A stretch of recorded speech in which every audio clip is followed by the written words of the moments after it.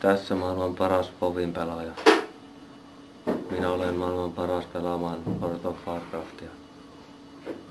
Siinä en käytä aimbottia niin kuin Tactical Opsissa ja CSS:ssä, vaikka siellä onkin 11-vuotiaita pentuja pelaamassa. Sitten ne kattoo pornoa. Isot tissit on aina siellä. Ne on aika ihoinen.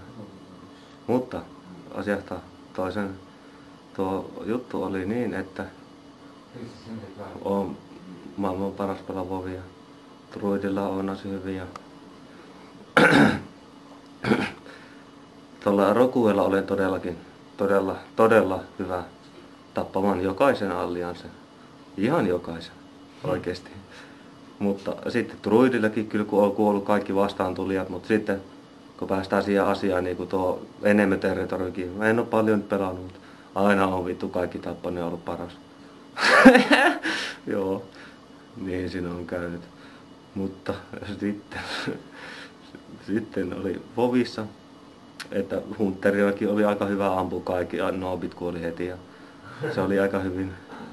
Oli aina Battlegroundissa ekana, että täytyy myöntää se, että asia oli silleen. Mutta sitten kävi niin, että isotissiset naiset valtaisivat maailman ja ulkoavaruudesta tuli pieniä vihreitä miehiä, jotka söivät hevosen paskaa. Mutta en tiedä miksi, koska en ole näkkaaja, vaikka haluaisin ollakin. Mutta taivaalta voi tippua meteoriitteja. Ja milloin tahansa. Se oli ihan ihana, jos maapallo tuhoutuisi. Koska WoWin pelu on parempi. Olen niin paljon WoWin koukussa, että minä en pysty tekemään mitään. Ala-asteella kun pelasin WoWia niin koulussa, niin sitten kävi huono juttu. Saan sen takia bannit CSS-servuille. Oi, bottesin siellä. Mutta ei se haittaa. Kyllä minä siitä selviän vielä joku päivä, kun en pysty pelaamaan Tactical Opsia aimbotilla.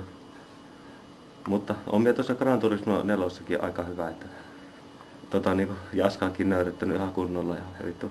Ranne on hävinnyt neikerit konsana vittu. Oho. Ja Pro Evo Soccer 3, ei kun 6. Niin siinäkin ne jätkät vittu häviää kaikki vittu. Oho.